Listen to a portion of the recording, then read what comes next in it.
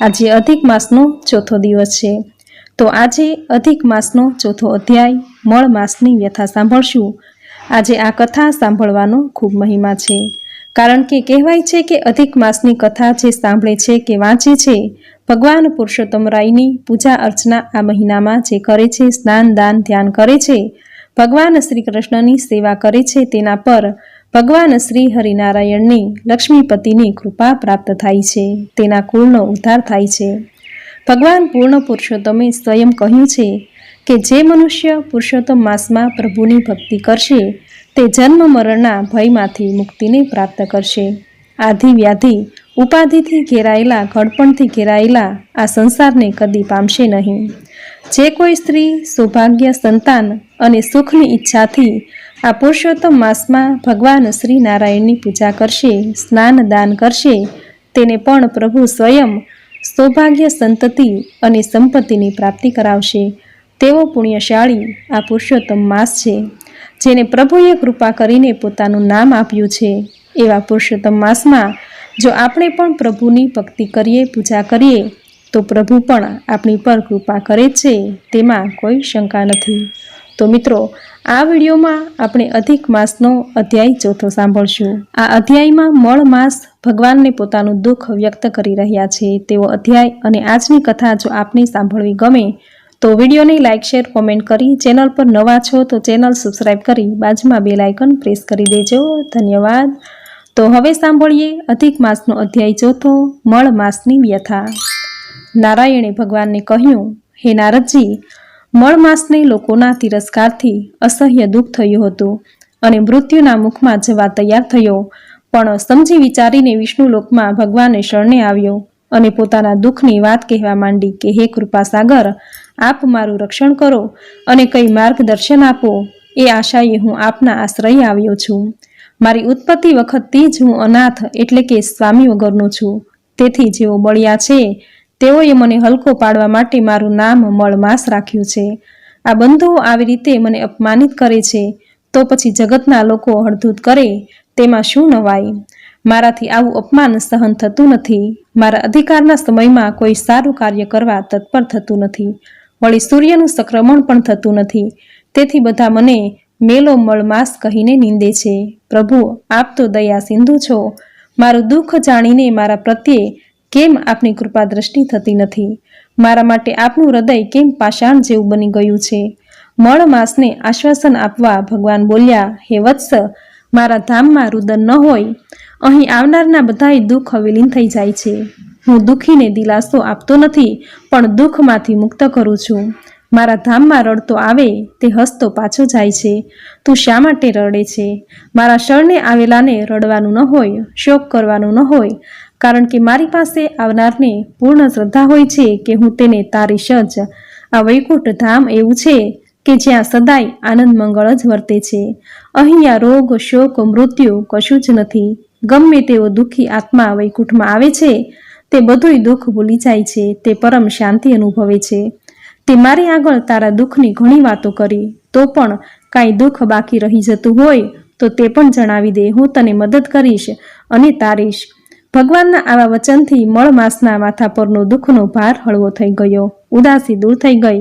પ્રસન્ન ચિત્તે તે બોલ્યો, હે ભોળાના ભગવાન, જેમ આકાશ સમસ્ત જગતમાં વ્યાપેલું છે, તેવી જ રીતે આપ પણ વિશ્વમાં વ્યાપક છો, એટલે મારું દુઃખ આપથી અજાણ્યું નથી, તો પછી મને શા માટે પૂછો છો? અને મોટામાં મોટું દુઃખ એ છે કે મારું ન મળે નામ કે ન મળે કોઈ સ્વામી, ન કોઈનો આશ્રય કે ન કોઈના તરફથી મદદની આશા। મારા સિવાય સર્વને સ્વામી છે, તેથી તેઓ ભયમુક્ત થઈને આનંદ ઉલ્લાસમાં રહે છે।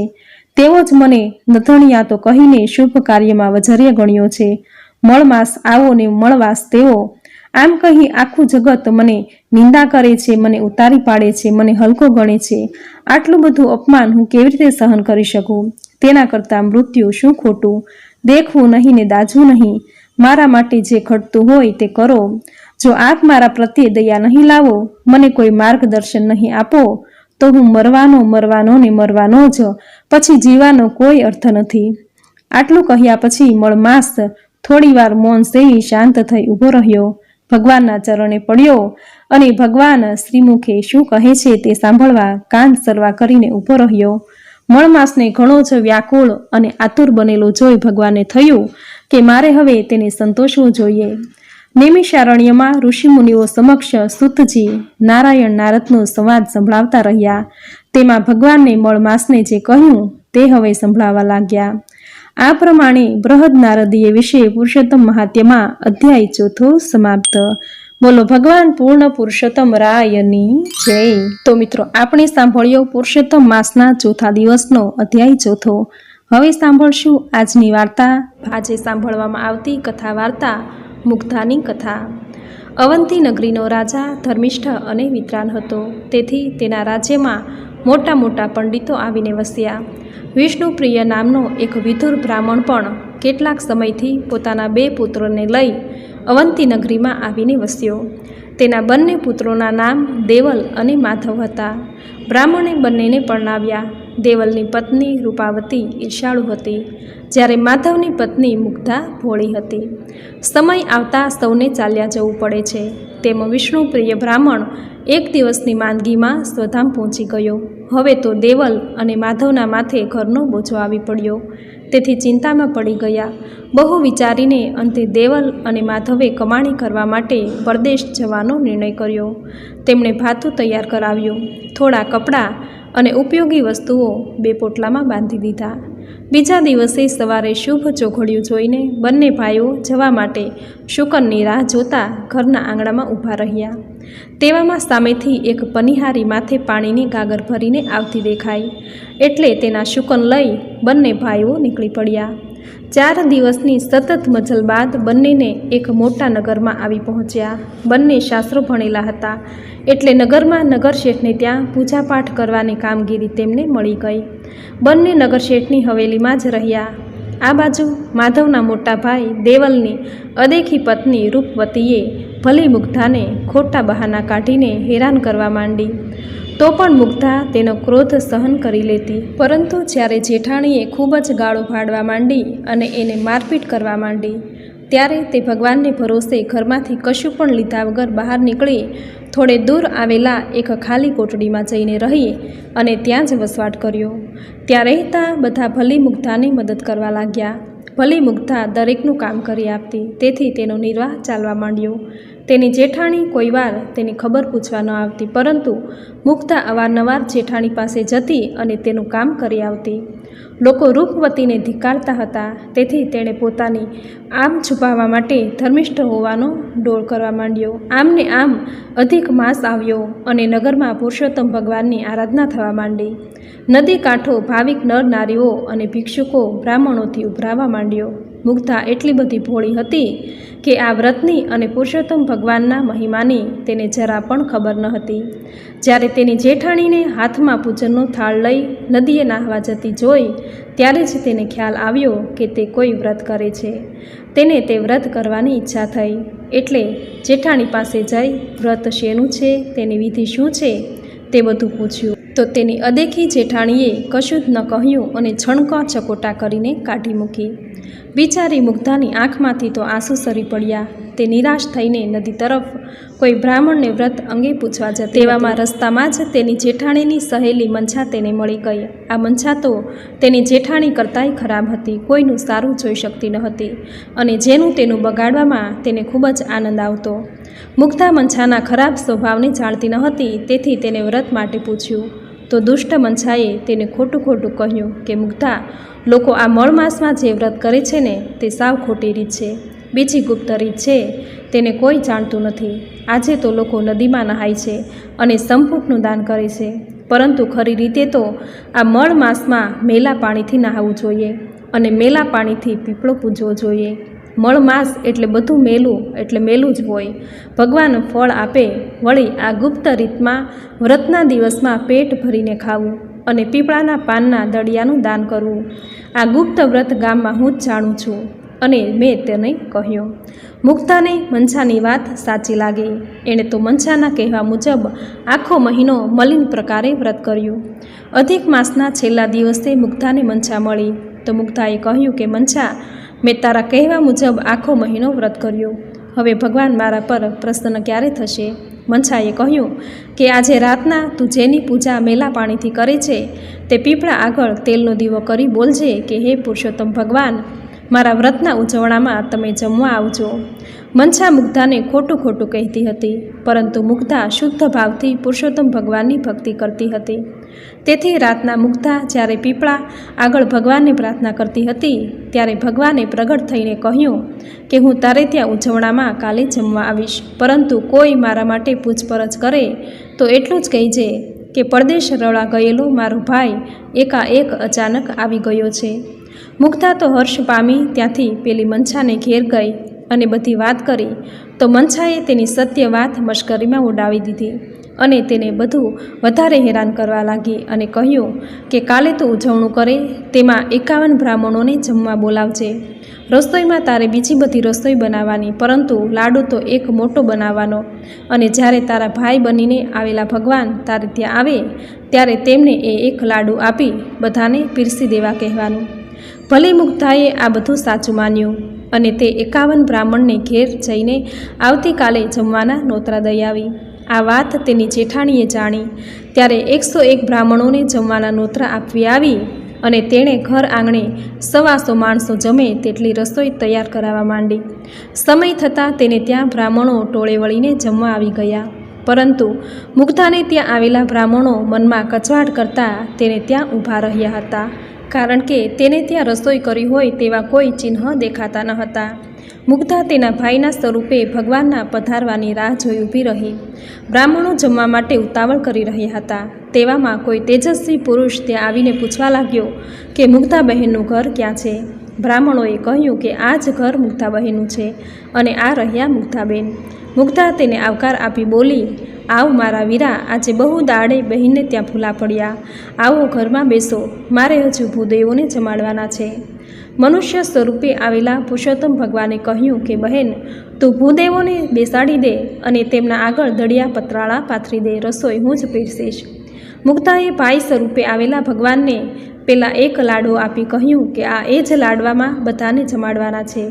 ભાઈ સ્વરૂપે આવેલા ભગવાને એક મોટી કાથરોટમાં તે લાડવો મૂક્યો અને તેના પર લુગડું ઓઢાડી દીધું. પછી તેઓ પીરસવા નીકળ્યા.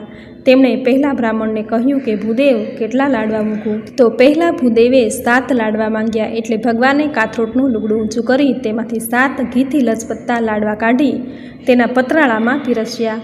આવી રીતે દરેકને તેની માંગણી મુજબના લાડવા પીરસી દીધા. પછી મુગ્ધાએ દાળ શાક વગેરે પીરસી દીધા અને બ્રાહ્મણોએ હરખથી જમવા માંડ્યું. આજે સ્વાદિષ્ટ લાડવા જમવા મળ્યા હતા. બધાને જમતા જમતા અમૃતના ઓડકાર આવ્યા. મુગ્ધા તો આશ્ચર્યમાં જ પડી ગઈ, કારણ કે કથરોટમાં એક જ લાડવો હતો અને આટલા બધા લાડવા ક્યાંથી બની ગયા? પછી તેને ખ્યાલ આવ્યો કે આ બધો તો પુરુષોત્તમ ભગવાનનો ચમત્કાર હતો. જ્યારે બ્રાહ્મણો જમી રહ્યા હતા ત્યારે તેના પતરાળા દળિયા સોનાના બની ગયા. તો મુગ્ધાએ તે પતરાળા અને દળિયા બધા જ દક્ષિણામાં બ્રાહ્મણોને આપી દીધા અને બધા જ મુગ્ધાનો જય જયકાર બોલાવતા પોતાના રસ્તે પડી ગયા. આ બાજુ મુગ્ધાની જેઠાણીએ 101 બ્રાહ્મણોને જમવા બેસાડ્યા અને રસોઈ પીરસવા માંડી. તો બધા જ લાડવા માટીના બની ગયા.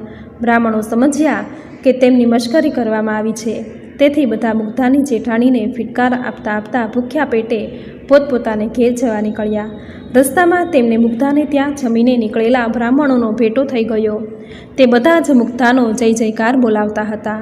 આ ઉપરથી બધાની સમજણમાં આવી ગયું કે દેરાણીની ભક્તિ સાચા હૃદયની હતી, તેથી તેના પર ભગવાનની કૃપા ઉતરી અને જેઠાણી દંભ કરીને દેખાડવા પૂરતી ભક્તિ કરતી હતી, તેથી ભગવાન તેના પર કોપ્યા. ભોળી મુગ્ધાને ત્યાં સાક્ષાત ભગવાન પધાર્યા હતા, તેથી તેનો જન્મારો સફળ થઈ ગયો. ભગવાને પેલો એક લાડો મુગ્ધાને પ્રસાદી તરીકે ખાવા આપ્યો, એટલે મુગ્ધાની બુદ્ધિ તેજસ્વી બની ગઈ. તેના વદન ઉપર અલૌકિક તેજ પથરાઈ ગયું. પછી ભગવાને મુગ્ધાને કહ્યું કે તે વ્રતમાં કોઈની ચડામણીથી અપવિત્ર ક્રિયા કરી, પરંતુ મારા પ્રત્યેની તારી ભક્તિ શુદ્ધ હતી, તેથી હું તારા પર પ્રસન્ન થયો છું. તે જે ખાડામાં મેલા જળથી સ્નાન કર્યું હતું તે ખાડાનું આગળ જતાં મોટું સરોવર બની જશે અને સહુ તેને મુગ્ધા સરોવર તરીકે ઓળખશે. આ મુગ્ધા સરોવરમાં સ્નાન કરનારના સહુ પાતક બળી જશે અને તેઓની સદગતિ થશે. બીજું કે તારા પતિ થોડા જ દિવસોમાં તારી પાસે આવી પહોંચશે અને તમે બંને સુખ શાંતિમાં જીવન પસાર કરશો.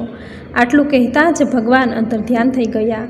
આ વાત નગરમાં વાયુ વેગે પ્રસરી ગઈ અને બધા મુગ્ધાને સતી સમજી તેના દર્શન કરવા આવવા લાગ્યા. મુગ્ધાની જેઠાણીએ આ બધી વાત જાણી ત્યારે તેને ખૂબ પસ્તાવો થવા લાગ્યો. તેને પોતાની ભૂલ સમજાઈ. તે મુગ્ધા પાસે આવી તેના પગે પડી અને પોતાના અઘટિત વર્તન બદલ તેની માફી માંગી અને પોતાને ઘેર ગઈ. ત્યારબાદ બંને દેરાણી જેઠાણી સંપીને રહેવા લાગ્યા અને પુરુષોત્તમ ભગવાનને ભજવા લાગી. થોડા જ દિવસોમાં તેના પતિ ખૂબ જ કમાણી કરીને ઘેર આવી ગયા. તેમણે મુગ્ધાની બધી વાત સાંભળી અને અચંબામાં પડી ગયા. ત્યારથી ઘરમાં અને ગામમાં મુગ્ધાના માન પાન વધી ગયા. ગામમાં ત્યારથી ઠેક ઠેકાણે પુરુષોત્તમ ભગવાનની આરાધના થવા માંડી અને ભાવિકોને પુરુષોત્તમ ભગવાનનો સાક્ષાત્કાર થવા માંડ્યો. આથી જ કહેવાય છે કે અધિક માસમાં પુરુષોત્તમ માસમાં જે પુરુષોત્તમ ભગવાનને ગમે તે પ્રકારે ભજે છે તેને પુરુષોત્તમ ભગવાન જરૂર ફળ આપે છે, તેનું કલ્યાણ કરે છે.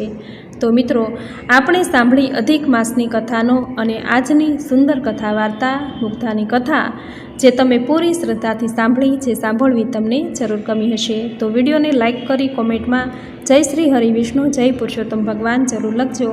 ચેનલ પર નવા છો તો ચેનલ સબસ્ક્રાઈબ કરી બાજુમાં બેલ આઇકન પ્રેસ કરી દેજો, જેથી આપણા આવતા દરેક નવા વિડીયોની નોટિફિકેશન તમને મળતી રહે. તો ફરી મળીશું આવી જ નવી ધાર્મિક માહિતી, નવી ધાર્મિક કથા